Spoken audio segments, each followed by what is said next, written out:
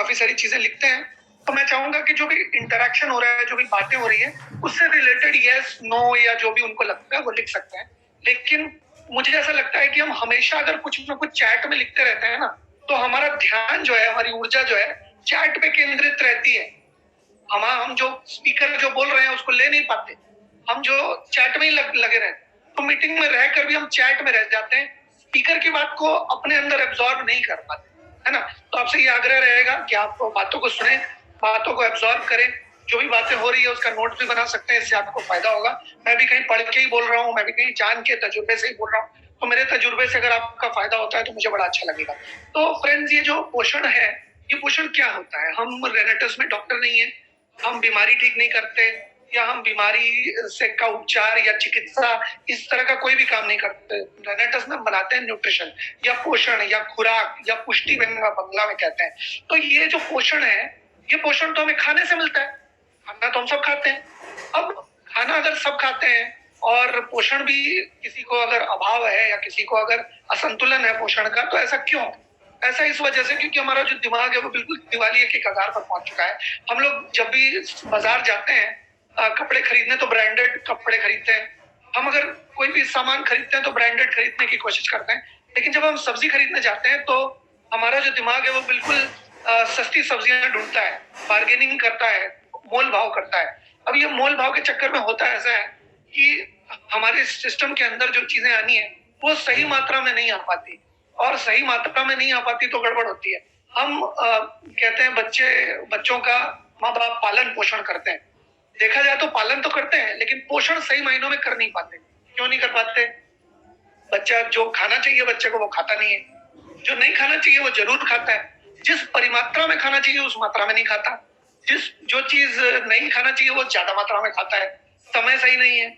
इस वजह से पोषण का अभाव पैदा होता है, और लंबे समय में वो अभाव जो है वो एक रोग का रूप ले लेता है, जो कि दवाई से ठीक नहीं होती। वो जो पोषण का अभाव है वो पोषण से ही पूरा हो सकता है। पोषण जैसे, और ये जो दवाई है और न्यूट्रिशन को मिक्स मत करें। दवा एक बहुत छोटा शब्द है, न्यूट्रिशन बहुत बड़ी चीज है। अगर आप न्यूट्रिशन समझ गए तो आपके परिवार का हर व्यक्ति हमेशा के लिए स्वस्थ रह सकता है, वो कभी भी रोगग्रस्त नहीं होगा अगर आप न्यूट्रिशन समझ गए तो ये जो सेशन है पैसावाद की बात है। पैसा सेकेंडरी सब्जेक्ट है। अगर आप न्यूट्रिशन को समझ गए तो पैसा आ सकता है बाद में, लेकिन अगर आप न्यूट्रिशन को नहीं समझ पाए तो पैसे की कल्पना करना कोई मतलब सपने देखने के बराबर ही होगा। क्योंकि जब आप लोगों से बात करेंगे तो बात तो न्यूट्रिशन की करेंगे ना। तो न्यूट्रिशन की बात हमें समझनी है। अगर हम न्यूट्रिशन की बात समझ गए तो हम अपने बच्चों को सुरक्षित रख पाएंगे, हम अपने माता पिता को, अपने हस्बैंड को, अपनी वाइफ को, अपने दादा दादी, नाना नानी, हमारे जितने भी चित परिचित लोग हैं जिनसे हम स्नेह करते हैं, उनको हम स्वस्थ रख पाएंगे, हेल्दी रख पाएंगे, और रोगों से दूर रख पाएंगे। मैं फिर से बता रहा हूँ, हमारा प्रोडक्ट दवाई नहीं है, और इसको दवा के तौर पे बताना गलत है, आप वो मत करिए। ये मैं आपको कुछ चीजें बताता हूँ। एक्चुअली दवा का आविर्भाव कहाँ हुआ और दवा के साथ न्यूट्रिशन का आविर्भाव कहाँ हुआ, ये आपको संक्षिप्त में मैं बताता हूँ। प्रोडक्ट तो मैं जाऊंगा ही। तो फ्रेंड्स, क्या है कि वर्ल्ड वॉर 1 जब 1914 में शुरू हुआ, तब क्या था कि दवा के तौर पे या फार्मास्यूटिकल ड्रग्स के तौर पे या केमिकली सिंथेसाइज्ड मेडिसिन के तौर पे वर्ल्ड में कुछ भी नहीं था। अगर कोई बम विस्फोट में या गोली लगने की वजह से कोई अगर सैनिक अगर चोटिल हो जाता था तो उसको मॉर्फिन दिया जाता था, ताकि उसके दर्द का प्रभाव थोड़ा कम हो जाए, उससे तकलीफ थोड़ी कम हो। लेकिन मॉर्फिन से लोगों की जान नहीं बच पाती थी। लेकिन वर्ल्ड वॉर 2 जब स्टार्ट हुआ, तो वर्ल्ड वॉर 2 और फर्स्ट वर्ल्ड वॉर के बीच में बहुत सारी कंपनियों ने अनुसंधान किया कि जो आज मर जा रहा है उसको 2 दिन कैसे बचाया जा सके, जो 2 दिन में मर रहा है उसको 1 हफ्ते कैसे बचाया जा सके, जो 1 हफ्ते में मर जा रहा है उसको 1 महीना कैसे बचाया जाए, जो 1 महीने में मर जाएगा उसको साल भर कैसे बचाया जाए। यानी कि आपातकालीन स्थिति में ऐसा क्या किया जाए कि जो किसी की जान बचाई जा सके। इमरजेंसी के केस में दवा का आविर्भाव हुआ और दवा के ऊपर अनुसंधान हुआ और दवाएं निकलनी शुरू हुई। तो फेटल इंजरी के मरने वाले लोगों की संख्या वर्ल्ड वॉर 2 में 50% के आसपास कम हो गई। तो यहाँ तो काम हो गया। उसके बाद धीरे धीरे आगे चल के देखा गया कि जो लोग बीमार हैं या जिन लोग रोगग्रस्त हैं या जिन लोगों को ऐसी प्रॉब्लम है जिस प्रॉब्लम से या जिस फिजिकल चैलेंज से उनकी मृत्यु हो सकती है, उनको प्राण घातक संकट उनके ऊपर आ सकता है। उन लोगों के ऊपर उन दवाइयों का प्रयोग किया गया और प्रयोग में देखा गया कि उनके साथ भी यही चीज है। जो लोग कम समय जीवित रह सकते थे, उनको और ज्यादा लंबे समय तक जीवित रखा जा सकता था दवा के प्रयोग से। तो ये चीज की गई।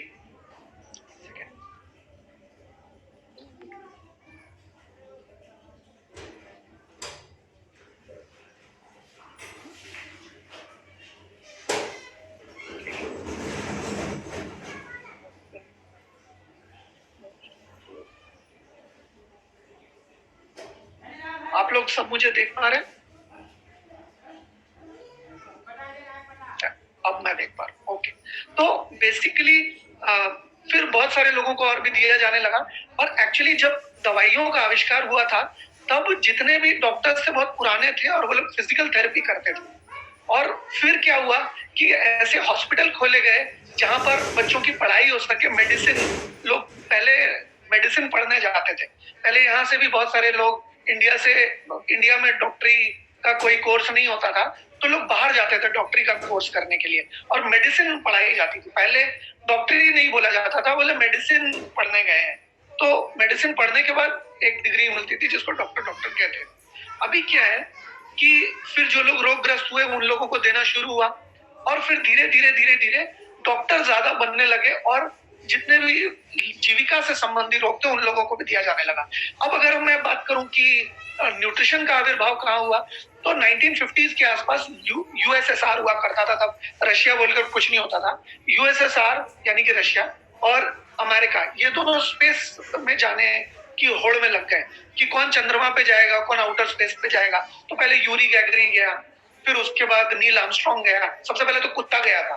तो बेसिकली जाने से पहले उन लोगों में काफी अनुसंधान उन लोगों ने किया कि भाई जाएंगे तो 6 महीना जाने में लगेगा, चांद कोई पास में तो है नहीं, फिर आने में 6 महीना लगेगा, फिर वहां पर भी 2-4 महीने 6 महीने वहां पर बिताने पड़ेंगे। तो इतने लंबे समय बिना खाने के तो रह नहीं सकते, तो भाई खाना खाएंगे तो पॉटी लगेगी और बाहर में 0 ग्रेविटी होती है, तो वहां पर अगर कोई पॉटी करेगा तो उसकी पॉटी उड़ने लगेगी। ये सुनने समझने में बड़ा अजीब सा लगता है, लेकिन सोचिए उनके सामने कितनी बड़ी प्रैक्टिकल समस्या उनके सामने थी। तो उन्होंने कुछ ऐसा आविष्कार करना शुरू किया कि एक ऐसा सुपर फूड बनाए कि जो पूरी तरह से सिस्टम में एब्जॉर्ब हो जाए और उसका जो वेस्ट है कुछ ना बने, जो भी जाए वो पूरा का पूरा शरीर एब्जॉर्ब कर ले और वेस्ट कुछ ना बने। तो ये आविष्कार 1950s के आसपास किया गया और ये सफल पाया गया कि उस समय जो लोग भी खाते थे जो भी खाना, वो पूरा का पूरा एब्जॉर्ब हो जाता था। फिर देखा गया कि भाई चांद पे तो हर दिन कोई जाएगा नहीं, इतने करोड़ों रुपए की रिसर्च हुई है। फिर सैनिकों के द्वारा इस चीज को यूज किया जाने लगा, जो कि विदेशी टेरिटरी में या दुश्मन के देश में जाते थे। तो वहां दुश्मन के देश में तो गैस और चूल्हा लेकर जाएंगे नहीं, बर्तन लेकर जाएंगे नहीं, तो वहां पर वो एक गोली लेकर जाते थे, एक ऐसा सप्लीमेंट, एक ऐसा न्यूट्रिशन लेकर जाते थे जो कि खाने के बाद उनके पूरे शरीर को लड़ाई करने के लिए और चौकन्ना रहने के लिए, चुस्ती फुर्ती के लिए पर्याप्त था।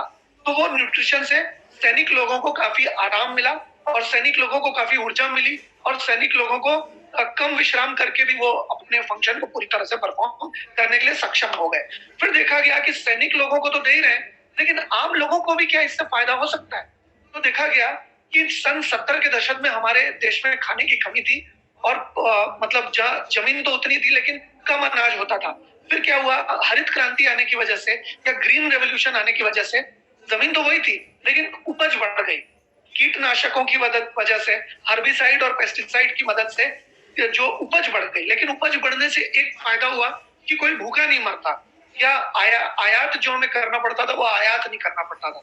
लेकिन एक समस्या ये आई कि धीरे धीरे केमिकल हमारे सिस्टम के अंदर जाने की वजह से केमिकली इंड्यूस्ड डिजीजेस होने लगी, इम्बैलेंसेस होने लगे, पोषण का अभाव होने लगा और ये पोषण के अभाव की वजह से आजकल या पिछले 10 सालों में, पिछले 20 सालों में नए नए तरह के रोग आ रहे हैं हमारे सामने और आते ही जा रहे हैं, लगातार नए नए रोग आ रहे हैं। तो ये जो पोषण के अभाव से या केमिकल हमारे सिस्टम में ज्यादा जाने की वजह से, क्योंकि हमारा शरीर तो बना है खाना, सब्जी और फल पचाने के लिए, लेकिन इन्हीं तीनों चीजों के माध्यम से हम खाते हैं insecticide, pesticide, urea, potash, lead, chlorine, chemical, ये सारा हमारे सिस्टम में जाता है और सिस्टम में जाके जो अंदरूनी सिस्टम है उसको तहस नहस कर देता है। एक समय के बाद शरीर नहीं ले पाता और रोगग्रस्त हो जाता है। तो क्या हुआ कि इस असंतुलन को रोकने के लिए न्यूट्रिशन का प्रयोग 1960s के दौरान में, 1960s 1970s के दौरान में जितने भी विकसित देश थे, जितने भी विकास कर चुके थे देश, उन लोगों में डॉक्टर्स बहुत सारे लोगों को न्यूट्रिशन भी प्रिस्क्राइब करने लगे।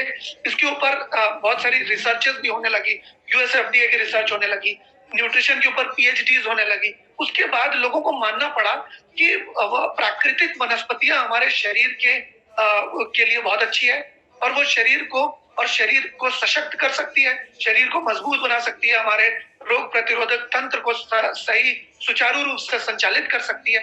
ये चीज पता चली है हमारे लोगों को, जो कि हमारे पूर्वज बहुत समय से जानते थे। राजा महाराजा न्यूट्रिशन लेते थे तभी मजबूत रहते थे, इतनी भारी भारी तलवार से दिन भर लड़ाई करते थे, तो वो पोषण लेते थे। और पोषण का बहुत महत्व है। जब हम माँ के पेट में होते हैं तो माँ हमारे पोषण का खास ख्याल रखती है। जब हम पैदा हो जाते हैं तब भी हमारे पोषण का खास ख्याल रखा जाता है। हम जब बीमार पड़ जाते हैं, अगर ऊपर वाला ना करे, तो हमारे बीमार रहते वक्त हमारे पोषण का खास ख्याल रखा जाता है। अगर कोई घर में कोई पालतू जानवर को मतलब पालता है तो उसके पोषण का खास ख्याल रखता है। उसको तेल में तली हुई चीजें नहीं खिलाता, उसका खास ख्याल रखता है कि भाई इसे क्या खाना चाहिए, क्या नहीं खाना चाहिए। अब तोते को कोई पिज्जा तो नहीं खिलाता, या कुत्ते को कोई पिज्जा तो नहीं खिलाता, या बिल्ली को कोई ऐसा तो नहीं खिलाता। जो उसे खाना चाहिए उस चीज का प्रॉपर जानकारी लेते हैं और फिर उसको खिलाते हैं। ये नहीं कि कुछ भी खिला दें। तो बेसिकली, लेकिन हम जब स्वस्थ रहते हैं तो शरीर में कुछ भी डाल लेते हैं, मैदा तेल में पक्का हुआ डाल देते हैं, और जो खाना मतलब हमारे जिस बर्तन में हम पकाते हैं उसको मांजते हैं, जिस बर्तन में खाते हैं उसको भी मांजते हैं, जिस बर्तन में जहां से जाता है उसको भी मांजते हैं, लेकिन जहां जाता है उसको मांजते ही नहीं। इतने मतलब दिन बीते, हमने अंदर से अपने आप को जो है वो मार्जित नहीं किया, अंदर से अपने आप को नहलाया नहीं।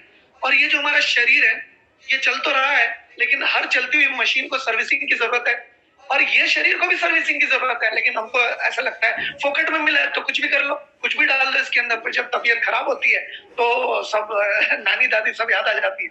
तो कहने का ये मतलब है कि ये सिस्टम है, इसको रेस्पेक्ट कीजिए, इसको अगर सही पोषण देंगे तो ये सही तरीके से चलेगा, फर्स्ट क्लास रहेगा, अच्छे स्वस्थ दिखेंगे, अच्छे दिखेंगे, स्वस्थ रहेंगे, रोग आपके शरीर से और आपके परिवार से कोसों दूर रहेगा। और अगर हम पीने के पानी की बात करें तो हर जगह पानी का टेस्ट अलग है, कहीं आर्सेनिक है पानी में, कहीं मरकरी है, कहीं कहीं अलग अलग चीजें हैं, कहीं आयरन है, कहीं कहीं अलग अलग चीजें हैं। तो पानी से और खाने से तो ये सारी चीजें मैंने आपको बताई। और अगर मैं कुछ विस्तार में खाने की बात करूं तो लोग कहते हैं कि भाई जिस सब्जी में कीड़े लगे हों सब्जी खाइए। क्यों? क्योंकि अगर जिस सब्जी में कीड़े नहीं मर रहे हैं तो उसको खा के आपके मरने के चांसेस भी कम है। कुछ लोग कहते हैं कि भाई हम तो नॉनवेज खाते हैं, तो नॉनवेज जो बॉयलर चिकन होता है उसको बेसिकली एक चिक को चिकन बनने में 120 दिन लगते हैं, लेकिन जो चिकन है या चिक है उसको इंजेक्शन देके 45 दिन में बड़ा कर दिया जाता है, ताकि उसको बाकी के 75 दिन कम खाना खिलाना पड़े। तो वो जो बॉयलर चिकन है, आप कभी चिकन लेने गए होंगे तो आपने देखा होगा कि वो चिकन अपने पैर पे खड़ा भी नहीं रह सकता। तो जो चिकन अपने पैर पे खड़ा भी नहीं रह सकता उसको खा के हमें क्या ताकत मिलेगी? तो हर चीज को, चाहे वो मछली हो चाहे वो मटन हो, उसको खास खाना दिया जाता है, खास इंजेक्शन दिया जाता है, ताकि नुकसान जो है मतलब वो जल्दी से जल्दी बढ़ा, उसको बीमारियां ना फैले, उसको बीमारियां ना लगे, ताकि बेच के ज्यादा से ज्यादा पैसे मिल सके। एक जब मरने के बाद जानवर फूल जाता है, मरने के बाद इंसान का शरीर फूलने लगता है, ठीक उसी तरह से ऑक्सीटोसिन का इंजेक्शन दिया जाता है। एक तरह का कैंसर कर देते हैं लौकी में, बैंगन में, या कुमड़ा में, या जो भी है कटहल में, ताकि वो जल्दी से जल्दी बड़ा हो, आकार बड़ा हो, वजन बड़ा हो, और बेच करके ज्यादा पैसे मिले। जो खाता है वो कल मरता है, आज मर जाए, उससे बेचने वाले को कोई मतलब नहीं है। तो हम लोग बारूद के ढेर पे बैठे हैं, किसी के साथ भी कुछ भी हो सकता है। आज जिसकी ब्लड रिपोर्ट सही है उस बात की गारंटी नहीं ले सकता कि उसकी ब्लड रिपोर्ट कल भी सही रहेगी, परसों भी सही रहेगी, तरसों भी सही रहेगी। तो अपने सेहत के लिए हम खुद जिम्मेदार है। हमें पोषण को जानना अति अति जरूरी है, और मतलब बहुत ही ज्यादा जरूरी है न्यूट्रिशन के बारे में जानना, क्योंकि एकमात्र न्यूट्रिशन ही है जो हमारे परिवार की सुरक्षा कर सकता है। ऐसे समय में जहां पर अलग अलग चीज में अलग अलग केमिकल है, प्रिस्क्राइब्ड लिमिट्स के नाम पे हर कंपनी हमारा शोषण कर रही है, कहती है हमारे प्रोडक्ट में जहर तो है लेकिन इतना कम है कि आप खा के मरेंगे नहीं। इतना कम है हमारे प्रोडक्ट में जहर कि आपको खा के नुकसान एक बार में तुरंत नहीं पहुंचेगा। तो आप सोचिए कि हमारे शरीर के साथ गिनी पिग जैसा व्यवहार कंपनियां कर रही हैं। तो ऐसे में अपने शरीर को बचाने के लिए कुछ तो करना पड़ेगा। आपको क्या लगता है? कुछ भी करने की जरूरत नहीं है, ऊपर वाले के हाथ में छोड़ दें, जब वो होता है राम भरोसे। ऐसा नहीं करना चाहिए फ्रेंड्स। अपने और अपने परिवार को, अपने बच्चों को, अपने माता पिता को, अपनी वाइफ को, अपने हस्बैंड को देखिए, क्योंकि मरने के बाद शरीर का कोई वैल्यू नहीं है, जिंदा में शरीर का वैल्यू है, मरने के बाद चिकन का वैल्यू है 150-200 रुपया। मानव शरीर का कोई वैल्यू नहीं है, तो इसको जिंदा रखिए, स्वस्थ रखिए, नहीं तो तकलीफ ग्रस्त नहीं रखना चाहिए। तो यही जो चीजें हैं, हम अपने प्रोडक्ट से कैसे इसको बेहतर कर सकते हैं, ऐसा क्या कर सकते हैं, पोषण क्या दे सकते हैं, शरीर को ऐसा क्या मिलेगा तो शरीर किस तरह से स्वस्थ रहेगा, ये आइए हम लोग आगे चल के जानते हैं। तो हम लोग 2-3 प्रोडक्ट्स के बारे में बात करेंगे और उसके थ्रू जानेंगे कि कैसे हम अपने सिस्टम को अच्छा और बहुत अच्छा रख सकते हैं। ओके, ओके, आशा करता हूं कि आप लोग स्क्रीन को देख पा रहे हैं। ओके, एक सेकंड।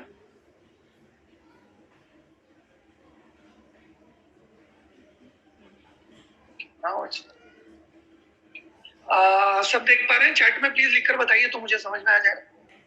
देख पा रहे हैं? Yes, visible. Okay, thank you sir, thank you sir. तो अब हम जानेंगे रेनेटस नोवा में ऐसा क्या है जो हमारे सिस्टम को बचा कर रख सकता है और हमारे सिस्टम को वो दे सकता है जिसकी इसे सख्त जरूरत है, और ये खा के हम अपने शरीर को कैसे बचा कर रख सकते हैं। तो रेनेटस नोवा एक न्यूट्रिशनल सप्लीमेंट है, ये दवा नहीं है, ये किसी भी तरह का उपचार, किसी भी तरह का डायग्नोसिस, किसी भी तरह का क्योर या मिटिगेट नहीं करती है। ये प्योर न्यूट्रिशनल सप्लीमेंट है, आहार है, पोषण है, शरीर की खुराक है। जो स्पोर्ट्समैन होते हैं वो अपनी खुराक का खास ख्याल रखते हैं, जो बॉडी बिल्डर होते हैं वो खुराक का खास ख्याल रखते हैं। तो हम लोगों को भी अपनी खुराक का खास ख्याल रखेंगे तो इससे बढ़िया होगा। मैं आपको बता दूं, ये सप्लीमेंट कुछ लोगों को लगता है कि ये तो बेचने की बात कर रहा है, ये तो अपने प्रोडक्ट को बेचने के लिए कुछ भी कहेगा। देखिए, ऐसा नहीं है। अगर आप अच्छे वातावरण में रहते हैं, अगर आप साफ हवा, मतलब साफ हवा में सांस लेते हैं, साफ हवा में सांस लेते हैं, अगर आप प्योर खाना खाते हैं, अगर आप सुनिश्चित कर सकते हैं कि आपके खाने में कोई भी insecticide, pesticide, urea, potash, lead नहीं है, और अगर आप ये सुनिश्चित कर सकते हैं कि आपकी लाइफ में स्ट्रेस नहीं है, अगर आप सुनिश्चित कर सकते हैं कि आप अच्छा स्वस्थ रह रहे हैं और आप बिल्कुल अच्छी तरह से एक्सरसाइज कर रहे हैं और सुबह 3 बजे 4 बजे उठ रहे हैं, रात को जल्दी सो जा रहे हैं, खाने से 2 घंटे पहले आप सोने से 2 घंटे 3 घंटे पहले आप खाना खा रहे हैं, दिन में 4-5 बार थोड़ा थोड़ा खा रहे हैं, आपका पानी प्योर है, अगर ये सारी चीज आप सुनिश्चित कर सकते हैं तो आपको न्यूट्रिशन की उतनी जरूरत नहीं, आप ऑलरेडी स्वर्ग में रह रहे हैं। लेकिन क्या है, मजेदार बात यह है कि अगर आप शहर में रह रहे हैं तो आप सांस तो चांद पे जाके लेंगे नहीं, सांस तो अमेरिका में जाके लेंगे नहीं, आप सांस तो आपका जो शहर है वहां गाड़ी घोड़ा चलता है, उसकी सांस तो वहीं से लेनी पड़ेगी। तो आपके सिस्टम में जाने अनजाने में कुछ ना कुछ ऐसा अतिशोक्ति या अनचाही चीजें जाएगी। तो ऐसी अनचाही चीजें अगर जाए तो हम अपने आप को कैसे रोक सकते हैं, अपने आप को कैसे बचा सकते हैं उससे, ये हम लोग जानते हैं। अब मैंगोस्टीन, इसके अंदर 12 इंग्रेडिएंट होते हैं, 12 जैविक पदार्थ हैं, 12 प्राकृतिक वनस्पतियां हैं। वो क्या करती है, कैसे करती है, कैसे हमारी सुरक्षा करती है, हम जानते हैं। मैंगोस्टीन जो है ये ट्रॉपिकल फ्रूट है, क्वीन ऑफ फ्रूट्स के नाम से जाना जाता है। इसके अंदर NRF2 एक्टिवेटर होता है। NRF2 एक्टिवेटर क्या करता है? NRF2 एक्टिवेटर हमारे सिस्टम के अंदर, शरीर के अंदर ऑलरेडी एंटीऑक्सीडेंट मौजूद होते हैं जो कि हमारे शरीर में मतलब जो अनचाहे तत्व हैं उससे लड़ते हैं, एंटीऑक्सीडेंट तत्व। अब क्या है कि NRF2 एक्टिवेटर क्या करता है कि उसकी जो ताकत है उसको 17 गुना बढ़ा देता है।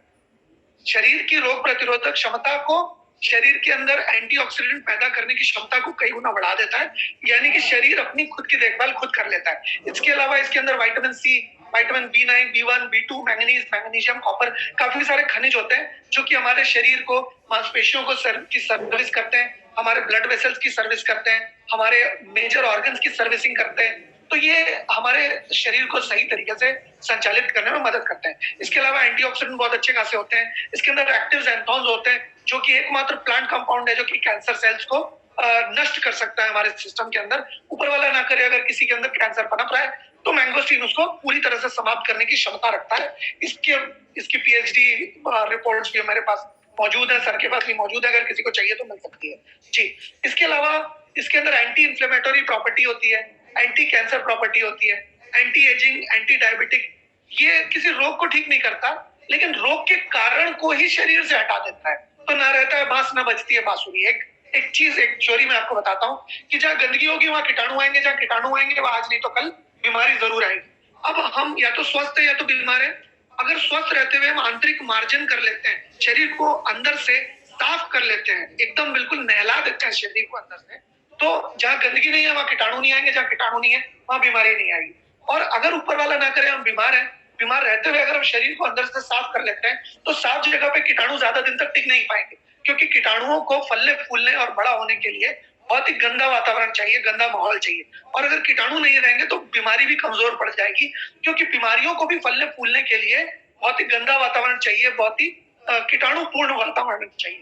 तो अगर हम अगर सिस्टम को अंदर से अच्छी तरह से साफ कर लेते हैं तो बहुत अच्छा रहेगा, और मैंगोस्टीन ऐसा करने में हमारी मदद करता है। इसके अलावा एंटी ओबेसिटी है, ये गार्सिनिया फैमिली का पौधा है।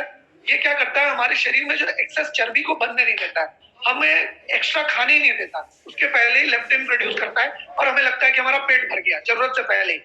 तो हमारा शरीर में कभी भी एक्स्ट्रा फैट नहीं बनता। एंटी ट्यूमोरल है, एंटी एलर्जी कहता है कि एलर्जी ना हो किसी भी तरह के सिस्टम में।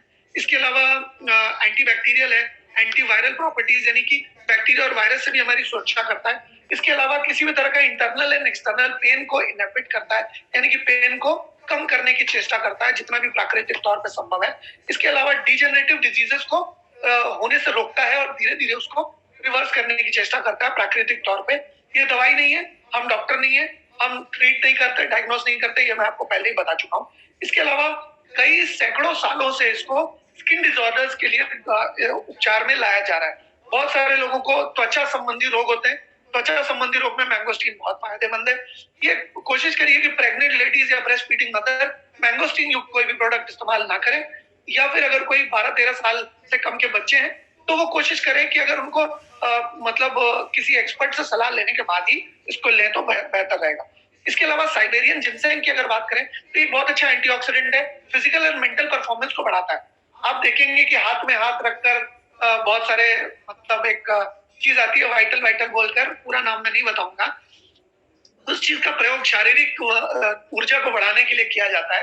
वो मार्केट में जो बिकता है वो पनैक्स होता है, लेकिन ये साइबेरियन जिनसेंग जो बेहतर किस्म है उसको इस्तेमाल किया जाता है। ये मेमोरी और मूड को एलिवेट करती है और हमारे ताकत को, शारीरिक ऊर्जा को, ताकत को बढ़ाने में मदद करती है।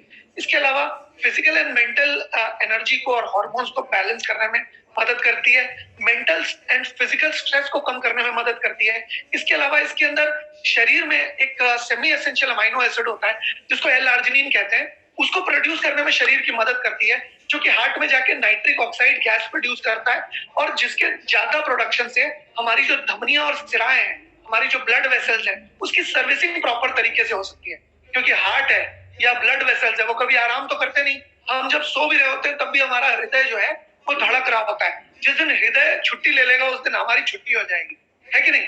तो हार्ट जो है वो एक पंपिंग मशीन है, उसकी प्रॉपर सर्विसिंग बहुत जरूरी है, और प्रॉपर सर्विसिंग हम साइबेरियन जिनसेंग के एल-आर्जिनिन और नाइट्रिक ऑक्साइड के साथ आसानी से कर सकते हैं। इसके अलावा ये मसल के रिलैक्स करने में, ब्लड वेसल्स के रिलैक्स करने में और डायलेट करने में हमें मदद करता है, इम्यूनिटी सिस्टम को बूस्ट करता है, सेक्सुअल परफॉर्मेंस को बेहतर करता है, ब्लड शुगर को रेगुलेट करने में भी हमारी मदद करता है। अब अगर हम सफेद मूसली की बात करें तो इसे व्हाइट गोल्ड कहा जाता है। ये सेक्सुअल हेल्थ के लिए अच्छा है, दोनों पुरुषों के लिए भी अच्छा है, महिलाओं के लिए भी अच्छा है। ये फिजिकल स्ट्रेस को और मेंटल स्ट्रेस को कम करने में भी हमारी मदद करता है। एक हार्मोन होता है जिसका नाम है कॉर्टिसोल। अगर आपके अंदर टेस्टोस्टेरोन कम है तो आप प्रजनन तंत्र में दिक्कत आएगी। अगर आपका टेस्टोस्टेरोन बहुत अच्छा है लेकिन साथ में कॉर्टिसोल की मात्रा भी ज्यादा है, जिसको कि स्ट्रेस हार्मोन कहा जाता है, तो टेस्टोस्टेरोन के ज्यादा होने के बावजूद भी आपको सेक्सुअल डिफिकल्टी आना शुरू हो जाएगी। तो कॉर्टिसोल को कम करने के लिए, जो कि स्ट्रेस हार्मोन है, उसको कम करने के लिए सफेद मूसली बहुत उपयोगी चीज है। इसके अलावा ये स्पर्म क्वालिटी को बढ़ाता है, इरेक्शन की स्पीड को या इरेक्शन की लेंथ को बढ़ाता है, वो समय को बढ़ाने में मदद करता है। इसके अलावा स्पर्म क्वालिटी तो बढ़ाता ही है, किसी को गठिया या जोड़ों में दर्द होता है तो उसकी सर्विस करने में भी मदद करता है सिस्टम की। देखिए, दो तरह की चीजें होती है, एक शरीर को एक फंक्शन परफॉर्म करने के लिए मजबूर करती है, जो केमिकली सिंथेसाइज्ड ड्रग आमतौर पे करते हैं, लेकिन क्योंकि ये प्राकृतिक वनस्पति है इस वजह से ये शरीर के साथ जबरदस्ती नहीं करता। इसमें और जो केमिकली इंड्यूस्ड ड्रग है उसमें एक बहुत बड़ा फर्क है वो ये कि ये शरीर के पास जाके दोस्त की तरह खड़ा हो जाता है और कहता है कि तुम्हें जरूरत पड़ेगी तो बताना, मैं मौजूद हूं तुम्हारी मदद के लिए। वो हमेशा मदद के लिए मौजूद रहता है। तो रोग को ठीक नहीं करता, रोग के कारण के ऊपर काम करता है, जड़ के ऊपर काम करता है। रोग ठीक नहीं करता, ये दवा नहीं है, ये दवा से उपचार से हमारा कोई लेना देना भी नहीं। ओके, तो और ये इम्यूनिटी सिस्टम को बहुत अच्छा रखता है, सुपर एंटीऑक्सीडेंट की कैटेगरी में आता है। एल्डरबेरी की बात करूं तो एंटीऑक्सीडेंट बहुत अच्छा है, एंटीवायरल यानी कि वायरस से लड़ने में हमारी मदद करता है, एंटीबैक्टीरियल और एंटी फंगल भी है, यानी कि फंगस से किसी भी तरह के फंगल इन्फेक्शन से या बैक्टीरियल इन्फेक्शन से हमारे सिस्टम को अंदरूनी तौर पे और बाहरी तौर पे लड़ने में मदद करता है। ऑक्सीडेटिव स्ट्रेस को लड़ने में मदद करता है। बहुत सारी बीमारियों का कारण ऑक्सीडेटिव स्ट्रेस हो सकता है, यानी कि ऑक्सीजन से होने वाला दुष्प्रभाव। ये किसी दिन ऑक्सीडेटिव स्ट्रेस को विस्तार में बताएंगे, आज नहीं। ऑक्सीडेटिव स्ट्रेस से हमारे शरीर को बचाता है। इसके अलावा डायबिटीज, ओबेसिटी और ट्यूमर के कारण पे काम करता है। जिस कारण से ये तीनों चीजें होती है, इसके कारण को शरीर के अंदर पनपने नहीं देता। तो जब ना रहेगा बांस, ना बजेगी बांसुरी। इसके अलावा इसके अंदर 7 अमीनो एसिड होते हैं जो एसेंशियल माने जाते हैं। जो 7 अमीनो एसिड जो एसेंशियल हैं, वो अगर आपको प्राकृतिक या जैविक तौर पे लेने हैं तो आपको माँ के दूध पीने की जरूरत पड़ेगी। अब माँ का दूध तो हमेशा पी नहीं सकते, तो अगर हम एल्डरबेरी युक्त नोवा का सेवन करते हैं तो ये हमें निरंतर तौर पे माँ के दूध के साथ तुलना किए जाने वाला पोषण ये हमें दे सकती है। इसके अलावा रेस्पिरेटरी यानी कि सांस से रिलेटेड अगर किसी को प्रॉब्लम है, ब्रोंकाइटिस या एस्थमा या इस तरह का कोई समस्या है, या सर्दी जल्दी लग जाती है, तो एल्डरबेरी उनकी मदद कर सकती है।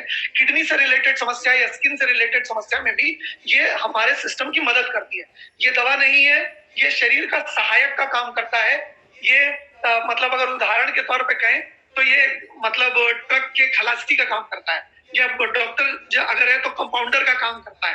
तो ये डॉक्टर नहीं है, ये दवा नहीं है, ये पोषण है। और ये पोषण का काम करता है, शरीर में जाके शरीर को इतना मजबूत बनाता है कि शरीर अपनी सुरक्षा खुद कर पाए।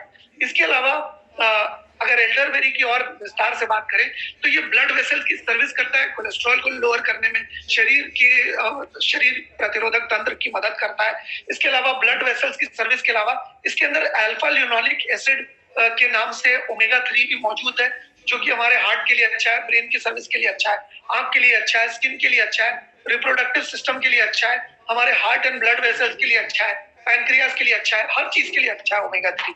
बेसिकली इसके अलावा इम्यूनिटी सिस्टम को बूस्ट करता है, हेमोग्लोबिन के प्रोडक्शन को बढ़ाता है और हमारे सिस्टम को रेडिएशन से सुरक्षा देता है। ये सारी चीजें करता है। अब अगर अगले प्रोडक्ट की बात करें तो बिलबेरी है।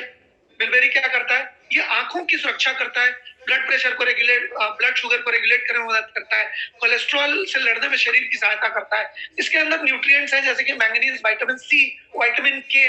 विटामिन के एक बहुत ही दुर्लभ पाया जाने वाला विटामिन है, हर चीज में नहीं होता है, वो बिलबेरी में होता है।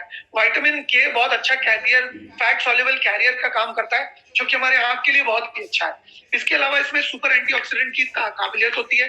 ये इंटरनल इन्फ्लेमेशन से हमारी मदद करता है और हार्ट एंड ब्रेन फंक्शन को प्रॉपर रखने में मदद करता है। अब अगर हम अश्वगंधा की बात करें तो ये स्ट्रेस और एंजाइटी से हमें बचाता है। स्पोर्ट्स में जो लोग हैं वो लोगों की स्पोर्ट्स की एनर्जी को बढ़ाता है। देखिए जब हम दौड़ रहे होते हैं तो हमारे पैर की धमनियों और सिराओं को और पैर की कोशिकाओं को ज्यादा रक्त संचार चाहिए। तो जैसे जैसे हम थकने लग जाते हैं तो हमारी कोशिकाएं कहती है कि हमें ज्यादा ग्लूकोज और ज्यादा ऑक्सीजन चाहिए।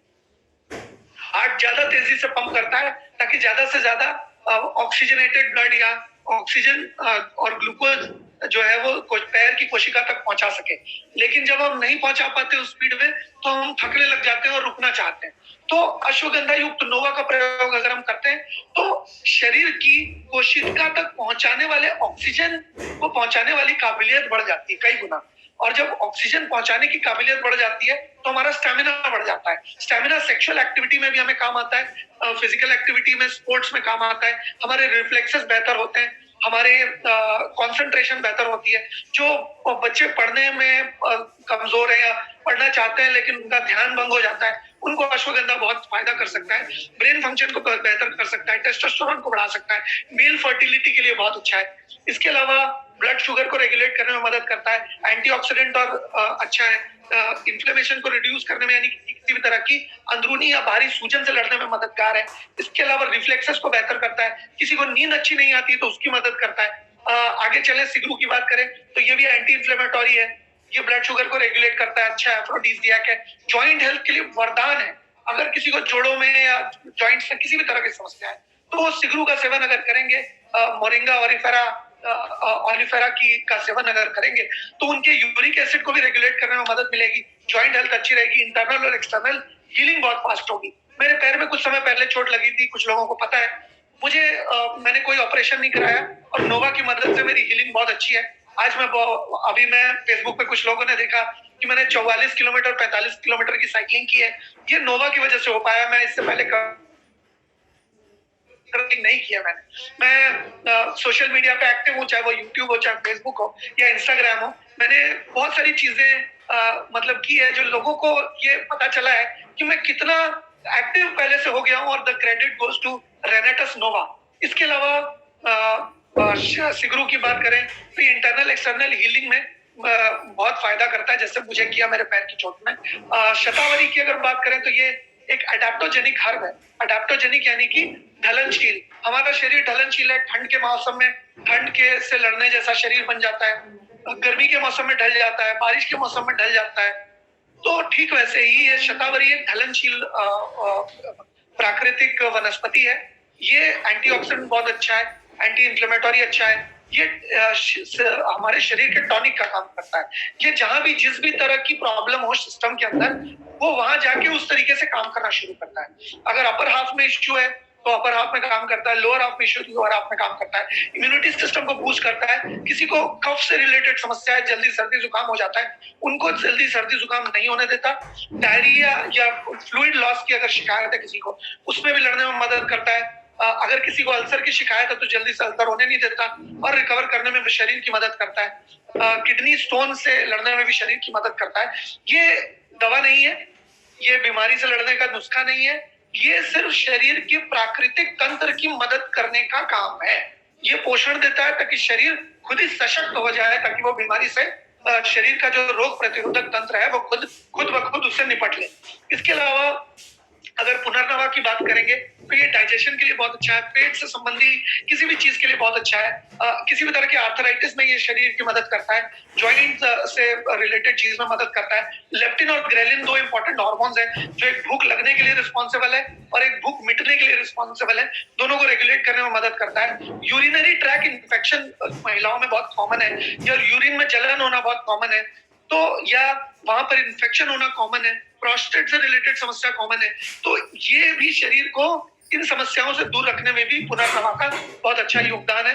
सुपर एंटीऑक्सीडेंट की कैटेगरी में इसको माना जाता है। ये लिवर के टॉनिक के तौर पे जाना जाता है। लिवर में अगर किसी भी तरह का कोई भी दिक्कत है तो उसको लिवर को हील करना, हालांकि लिवर अपने आप को खुद ही हील कर सकता है, लेकिन लिवर को हील करने में ये सिस्टम की बहुत अच्छी तरह से मदद करता है। तो ये तो बात हो गई पुनर्नवा की। इसके अलावा जॉइंट पेन में भी मदद करता है, एलर्जी से भी लड़ने में मदद करता है। गोकसुरा में आयरन, मैग्नीशियम और जिंक होता है। हमारी जितनी माताएं बहनें हैं उनको मेंस्ट्रुअल साइकिल के दौरान बहुत ज्यादा ब्लड निकल जाने की वजह से आयरन, मैंगनीज और जिंक की डेफिशिएंसी हो जाती है, जिसकी वजह से हेयर फॉल भी होता है, स्किन बहुत डल हो जाती है और क्रैम्प्स आते हैं जगह जगह, चिड़चिड़ापन होता है। तो अगर गोकसुरा युक्त नोवा अगर वो प्रयोग करती हैं तो गोकसुरा युक्त नोवा लेने की वजह से आयरन, मैग्नीशियम और जिंक की जो डेफिशिएंसी शरीर में पैदा होती वो नहीं होती है, और नहीं होने की वजह से उनको क्रैम्प्स नहीं आते, चिड़चिड़ापन नहीं होता, हेयर फॉल नहीं होता, डार्क सर्कल नहीं आते, क्रैम्प्स नहीं आते, ये सारी समस्या नहीं होती। इसके अलावा फीमेल रिप्रोडक्टिव सिस्टम में भी बहुत मददगार है। इसके अलावा ब्लड शुगर, ब्लड प्रेशर को रेगुलेट करने में सिस्टम की मदद करता है, अच्छी तरह से पेन रिलीव करता है। और आगे अगर में जब बम विस्फोट हुआ था तो ये जिंको बिलोबा के पत्ते को रंच मात्र भी फर्क नहीं पड़ा था। ये रेडिएशन से लड़ने में भी हमारी मदद करता है, सुपर एंटीऑक्सीडेंट है, हार्मोनल बैलेंसेस को मेंटेन करता है, सेक्सुअल वाइटैलिटी के लिए बहुत अच्छा है, सर्कुलेशन और हार्ट की हेल्थ के लिए बहुत अच्छा है, ये हमारे ब्रेन की वेलबीइंग के लिए अच्छा है। कुछ लोग जल्दी जल्दी बहुत सारी चीजें भूल जाते हैं, या मतलब उनको डिमेंशिया हो जाती है, या किसी भी तरह की साइकेट्रिक प्रॉब्लम होती है, या एल्जाइमर डिजीज होती है, उसमें जिंको बिलोबा बहुत फायदेमंद है। अगर किसी को स्ट्रोक हुआ है या किसी को पैरालिसिस हुआ है, उसमें भी जिंको बिलोबा शरीर को मदद करता है उस प्रॉब्लम से उभरने में। ये दवाई नहीं है, ये हम डॉक्टर नहीं है, और आपको कोई भी गारंटी नहीं देनी, वारंटी नहीं देनी, किसी को दवा के रूप में नहीं देना, ये पोषण के रूप में देने वाली चीज है। आप सोचिए, पोषण बहुत बड़ी चीज है, पोषण बहुत बहुत ताकतवर चीज है। अगर आप पोषण किसी को बता पाए, समझा पाए, आप बहुत सरल शब्दों में बता सकते हैं कि राजा महाराजा लेते थे, हमारी माता पिता लेते थे जब उनको बीमारी होती है, या जब मतलब कोई प्रेग्नेंट होती है लेडी तो पोषण लेती है, बॉडी बिल्डर लोग पोषण लेते हैं, ऐसे बहुत लोग लेते हैं। तो जब वो लोग ले सकते हैं तो पोषण हम भी ले सकते हैं। तो इस तरह से हम लोगों से बात कर सकते हैं इसके बारे में। इसके अलावा ब्रेन फंक्शन को बेहतर करता है। एंजाइटी, बहुत सारे लोगों को घबराहट होती है या नर्वसनेस होती है या बहुत टेंशन होता है, उस टेंशन को रिलीव करने में भी जिंको बिलोबा उनकी मदद करता है। डिप्रेशन से लड़ने में सिस्टम की मदद करता है। आंखों की हेल्थ के लिए बहुत ही अच्छा है और प्री मेंस्ट्रुअल और पोस्ट मेंस्ट्रुअल सिंड्रोम में बहुत अच्छा काम करता है। यानी कि अगर किसी हमारी छोटी बहन को या हमारी बेटी को अगर कोई पीरियड होने वाला है तो बहुत दिक्कत होती है शुरुआत में, तो उससे लड़ने में, उससे पेन से लड़ने में मददगार है। इसके अलावा अगर मेंस्ट्रुअल साइकिल किसी हमारी माताओं बहनों की अगर खत्म हो रही है, मेंस्ट्रुअल साइकिल, मेनोपॉज आने वाला है, तो उस समय भी बहुत सारी दिक्कतें आती है, उससे लड़ने में भी सिस्टम की मदद ये करती है। इसके अलावा अगर हम मंजिस्टा की बात करें तो ये लिवर का बहुत अच्छा टॉनिक है। बेसल मेटाबॉलिक रेट को बैलेंस करने में मदद करता है। बेसल मेटाबॉलिक रेट से मेरा क्या मतलब है कि शरीर के अंदर फैट मेटाबॉलिज्म होता है। होता क्या है कि जब हम शरीर में खाते हैं तो शरीर आवश्यकता के हिसाब से कार्बोहाइड्रेट प्रोड्यूस करता है और फैट प्रोड्यूस करता है। कभी कभी किसी की जीविका अगर बहुत ही शिथिल हो जाती है, फिजिकल एक्टिविटी ज्यादा नहीं होती है, तो ज्यादा से ज्यादा फैट बनना शुरू हो जाता है। फैट जो है सेविंग्स है। शरीर सोचता है कि यार अभी इसको जरूरत नहीं पड़ रही है, क्या पता आगे आके चल के जरूरत पड़े, तो आगे चल के इस फैट को यूज करें। तो फैट बनता चला जाता है, यहाँ फैट जम जाता है, पेट में जम जाता है, थाइज में जम जाता है, बैक में जम जाता है और शरीर के हर जगह पे पेरिफेरल फैट जमना शुरू होता है। हम देखेंगे कि यहाँ पे सबसे कम फैट होता है और जो कोई भी ऐसे करेगा शरीर में, तो जितना मोटा उनका चमड़ी लगेगा तो उतना ज्यादा फैट उनके सिस्टम के अंदर मौजूद है। आप देखेंगे कोई 80-90 साल का व्यक्ति होगा तो उसकी स्किन हर तरफ से बाहर निकल जाएगी, क्योंकि उनके सिस्टम में फैट ज्यादा स्टोर नहीं होता और फैट ज्यादा बनता नहीं है। उम्र के साथ जो है वो फैट का बनना बहुत कम हो जाता है। तो ठीक उसी तरह से ये जो मंजिस्टा है, ये हमारे फैट मेटाबॉलिज्म को मेंटेन करने में मदद करता है। जब हमारा ज़ैंक प्रो आ जाएगा तो वेट मैनेजमेंट की ट्रेनिंग भी हम करेंगे। वो मेरी स्पेशलिटी है, वेट मैनेजमेंट, बड़ा मजा आता है। तो वेट मैनेजमेंट करेंगे, लेकिन अगर हम नोवा के साथ भी वेट मैनेजमेंट चाहें तो कर सकते हैं। अगर उनको सही तरीके की डाइट बताएं, सही परहेज बताएं और साथ में नोवा भी दें तो रिजल्ट 100% रिजल्ट आ सकता है। बहुत सारे लोगों को चैलेंज आता है कि हम देखते हैं किसी का वजन कम हो गया, किसी का नहीं हुआ। तो नहीं इसलिए होता है क्योंकि वो कुछ ऐसी चीजें अभी भी कर रहे हैं जिससे वजन बढ़ेगा। तो एक तरफ से ब्रेक भी दबा रहे हैं और एक्सेलरेटर भी दबा रहे हैं, तो इंजन के ऊपर दबाव पड़ रहा है और इंजन ब्रेक डाउन हो जा रहा है। तो ब्रेक और एक्सेलरेटर दोनों दबाना बंद करें और आप सही तरीका जाने और सही तरीके से लोगों को बताएं, 100% रिजल्ट आपको आएगा। इसके अलावा मंजिस्टा जो है स्किन को बहुत अच्छा रखता है, ब्लड को प्यूरिफाई करने में मदद करता है, किसी भी तरह के एक्ने, पिंपल या रैशेस से लड़ने में शरीर की मदद करता है और स्किन को शाइनी रखता है, बहुत ही हेल्दी और बहुत ही सुंदर रखता है। इसके अलावा अगर हम दूसरे प्रोडक्ट्स की भी बात करें थोड़ी सी, तो एलोस्टीन जो है उसके अंदर एलोवेरा और ज़ैंथोन के होने की वजह से बैक्टीरिया से लड़ता है। मार्केट में जितने भी प्रोडक्ट हैं उसमें एक भी ऐसा इंग्रेडिएंट नहीं है जो बैक्टीरिया को लड़ सके। वो बैक्टीरिया को ढक देते हैं, बैक्टीरिया के ऊपर खुशबू की एक परत जमा देते हैं ताकि बैक्टीरिया की जो बदबू है वो सामने ना आए, वो सबके मतलब अनुभव ना हो उसका, लेकिन बैक्टीरिया के ऊपर बेअसर है। जबकि मुंह को साफ करने का हमारा एकमात्र कारण ही बैक्टीरिया है, क्योंकि मुंह हमेशा गीला है और गीली जगह पे बैक्टीरिया सबसे पहले आता है। जब हम रात को सोते हैं तो सुबह में मुंह के अंदर काफी गंदे बैक्टीरिया जम चुके होते हैं, इसी वजह से हम ब्रश करते हैं। लेकिन आमतौर के जो हम पेस्ट इस्तेमाल करते हैं उसमें बैक्टीरिया से लड़ने का एक भी जो है वो तत्व नहीं होता, जिसकी वजह से उसको यूज करना ना करना मोटा मोटी बराबर है। इसके अलावा इसके अंदर ज़ैंथोन होने की वजह से ये निकोटीन या किसी भी तरह के शरीर के अंदर जो हम मतलब नशे का सेवन बहुत सारे लोग करते हैं, उसका दुष्प्रभाव ये हमारे मुंह ओरल कैविटी को होने नहीं देता। इसके अंदर कैल्शियम कार्बोनेट नहीं है। आमतौर पे जो इंग्रेडिएंट की लिस्ट में जो सबसे पहले नंबर पे होता है वो उस प्रोडक्ट के अंदर सबसे ज्यादा होता है, और आमतौर पे पेस्ट में कैल्शियम कार्बोनेट होता है जो कि चौक या चूना होता है। बेसिकली उस प्रोडक्ट में सबसे ज्यादा चौक या चूना है, तो आपने 50 या 70 रुपए दे करके चूना खरीदा है, तो आपको चूना लगा है 80 रुपए में। आपने खुद को पैसा देकर चूना लगाया है। आप अंदाजा लगाइए कि हमारा दिमाग किस लेवल पे है। हम पढ़ने की भी जहमत नहीं उठाते कि उसमें लिखा हुआ है कि children below 6 years of age should have adult supervision और do not swallow if swallowed please contact poison control center। आप कल्पना कीजिए उसमें लिखा है कि अगर इसको निगल लिया जाए तो प्लीज पॉइजन कंट्रोल सेंटर में बात करें। तो स्वाभाविक सी बात है कि उसके अंदर पॉइजन है, और पॉइजन है वो कहते हैं हमारे शरीर प्रोडक्ट में इतना कम पॉइजन है और एकदम प्रिस्क्राइब लिमिट के अंदर है। मतलब जो सरकार के द्वारा निर्धारित जो समय सीमा है, उस सीमा के अंतर्गत ही हमारा प्रोडक्ट के अंदर जहर है। तो भाई जहर वाला चीज करें क्यों? जिस दाल पे बैठे उसको काटे क्यों? हम कालीदास पे हंसते हैं और खुद के जो है जिस दाल पे बैठे हैं उस दाल को काट रहे हैं, दांत में कुछ भी डाल रहे हैं, पैसा देके जहर क्यों सेवन कर रहे हैं? तो इसको अगर आप खाने का अच्छा टेस्ट लेना चाहते हैं, अगर आप मुंह को बैक्टीरिया फ्री रखना चाहते हैं, निकोटीन के दुष्प्रभाव से दूर रखना चाहते हैं, डिटॉक्सिफाई करना चाहते हैं, कैरोटोलिटिक इफेक्ट होता है एलोवेरा में कि वो डेड सेल्स को टटका सेल के साथ रिप्लेस कर देता है, उसकी जगह पे नए सेल्स रिप्लेस कर देता है। जब हम पैदा हुए थे तब दांत नहीं थे, यानी कि शरीर को जो पोषण मिला उससे दांत बना लिए। दोबारा भी शरीर, मैं ये नहीं कह रहा हूँ कि दांत उग जाएगा, दोबारा टूटा हुआ दांत उगेगा नहीं, लेकिन अगर थोड़ी बहुत दिक्कत है तो उसको रिपेयर करने की गुंजाइश एलोवेरा के अंदर है। एलोवेरा के अंदर कैरोटोलिटिक इफेक्ट होता है जो कि पुरानी सेल्स को हटा के नई सेल्स को रिप्लेस कर सकता है उसकी जगह पे। तो गम की प्रॉब्लम हो, पीरियडोंटाइटिस हो, या किसी भी तरह की गम से रिलेटेड प्रॉब्लम हो, दांत से रिलेटेड प्रॉब्लम हो, कैविटी हो, प्लाक हो, या गम में छेद हो गया, उसको क्या है एलोस्टीन बहुत अच्छी तरह से देखरेख कर सकता है। नोवास्टीन की बात करें तो ये मॉइस्चराइजर बहुत अच्छा है, स्किन सेंसिटिव स्किन के ऊपर भी बहुत अच्छा काम करता है, एंटी इंफ्लेमेटरी है, स्किन के बहुत सारे तरह के करीब 70-80 तरह के अलग अलग बैक्टीरिया हमारे स्किन के ऊपर रहते हैं। सांप तो चमड़ी छोड़ता हुआ नजर आता है, हम चमड़ी छोड़ते हुए नजर नहीं आते। हर 21 से 28 दिन में हमारी स्किन नई हो जाती है, हमें पता नहीं चलता क्योंकि बहुत सारे ऐसे बैक्टीरिया हैं जो स्किन को कंज्यूम करते रहते हैं, हमें पता नहीं चलता। तो नोवास्टीन का प्रयोग अगर हम करें तो हमारे स्किन में गंदे बैक्टीरिया जो अनचाही बैक्टीरिया है वो नहीं रहेंगे, हमारे स्किन के पोर्स बिल्कुल साफ रहेंगे, जिसकी वजह से हमें अच्छा फील होगा, डिटॉक्सिफिकेशन अच्छी तरह से होगा, स्वेट ग्लैंड्स खुले रहेंगे, त्वचा या चर्म रोग हमें नहीं होंगे।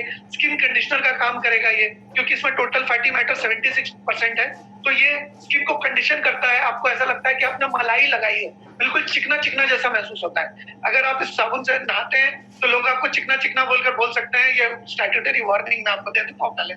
तो अगर आपको चिकना होना है तो आप नोवास्टीन से जरूर नहाएं, और इससे आप, और इसमें इन प्रोडक्ट्स में जैसे नोवास्टीन, नोवा या और एलोस्टीन में किसी भी तरह के ग्रेड 1 प्रिजर्वेटिव्स का इस्तेमाल किया जाता है, ग्रेड 2 यानी कि केमिकल प्रिजर्वेटिव का इस्तेमाल नहीं किया जाता। इसको स्किन की हेल्थ में बहुत अच्छा फायदा करता है, एलर्जी से लड़ने में हमारी मदद करता है, पोल्यूशन, रेडिएशन और टॉक्सिसिटी जो कि स्किन कैंसर का कारण बन सकती है, उनसे लड़ने में भी हमारे शरीर की मदद करता है। तो आशा करता हूँ कि ये जानकारी जो है वो आपके काम आई होगी। Okay, stop share, very nice. Sir, Rishikesh sir, अगर किसी के कोई सवाल हो तो ऋषिकेश सर हम ले सकते हैं, हमने जल्दी खत्म कर दिया। सर सवाल आज मैं थोड़ी अंधाधुंध स्पीड में चल रहा था। अरे जबरदस्त स्पीड की आपकी, और बहुत ही बेहतरीन सवाल लेके तो सर लंबा टाइम लग जाए। आज मैंने आपकी तरह हिंदी बोलने की भी काफी प्रयत्न किया है। हिंदी मतलब मैं बढ़िया बोलता हूँ। हाँ, हिंदी तो आप अच्छी बोलते हैं। प्रयत्न किया है ना कर्म इंद्रियों को जागृत करने का। कर्म इंद्रियों को तो हम ऑलरेडी नोवा से जागृत कर ही रहे हैं। जी सर, हम जल्दी खत्म कर लिए। तो अगर किसी के हेल्थ से रिलेटेड कोई सवाल होते हैं, बीमारी से रिलेटेड नहीं, हेल्थ फंडामेंटल से रिलेटेड कोई सवाल होते हैं तो अगर हम ले सकते हैं, अगर आप परमिशन दे तो ले सकते हैं। लीजिए, आपकी इच्छा है आप। क्योंकि सर मैं समझता हूँ कि कोई भी चीज फंडामेंटल पे खड़ी होती है, बेस पे खड़ी होती है। अगर किसी का बेस सही है तो सब सही है, और अगर बेस सही नहीं है तो फिर बाकी कुछ भी उसका कोई फर्क नहीं पड़ता। मैं चाहूंगा कि नरेंद्र कोटवालकर फ्रॉम मुंबई, मैं आपको अटेंडी में ऑप्शन दे रहा हूँ। नरेंद्र कोटवालकर जी, आप बहुत ही बेहतरीन पर्सनालिटी हैं। आप डायरेक्टली सर से बात करिए, नरेंद्र कोटवालकर जी। मैं आपको ऑप्शन दे रहा हूँ अलाउ टू टॉक का। देखिए आपके स्क्रीन पर ऑप्शन है, आप बात करिए। कोई हमारे मित्र पूछ रहे हैं कि रेनेटस नोवा का सेवन कैसे करना है। फ्रेंड्स, ये नोवा जो है वो फूड सप्लीमेंट है, इसको पहले या बाद में आप कभी भी ले सकते हो। ये दवा नहीं है कि इसका कोई प्रिस्क्रिप्शन दिया जाए कि पहले खाना है कि बाद में खाना है। ये आपके ऊपर निर्भर करता है कि आप क्यों खाना चाहते हैं। अगर आप स्वास्थ्यवर्धक चीजों के तौर पे खाना चाहते हैं तो आप इसको वैसे तो कभी भी खा सकते हैं, लेकिन मैं देखता हूँ कि अगर किसी की मेटाबॉलिज्म स्लो है तो मैं खाने के पहले देता हूँ, अगर किसी को कुछ और करना है तो मैं खाने के बाद देता हूँ। क्योंकि अगर खाने के पहले देते हैं तो उस समय हमारी आंतें जो है साफ होती हैं, और साफ आंतों में अगर नोवा जाता है तो वो आंतों को साफ करने में शरीर की और ज्यादा मदद करता है। तो इसलिए हम खाने के पहले देंगे तो सफाई में मदद करेगा, और अगर खाने के बाद देंगे तो पोषण संबंधी जो अंतर है उसके साथ लड़ने में खास मदद करेगा। जी सर, और कोई सर मेरे नरेंद्र कोटवालकर जी, आप अपने आप को आप लोग अपने सवाल को क्वेश्चन एंड आंसर में भी लिख सकते हैं। नरेंद्र सर, आपका स्वागत करना चाहता हूं मैं सर। आपसे सवाल पूछिए।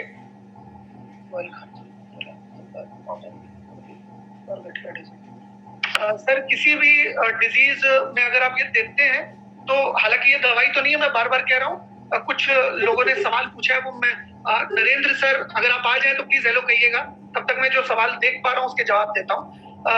ये डिपेंड करता है कि उम्र कितनी है, वो एक्सरसाइज की लाइफस्टाइल कैसी है। जी सर। हो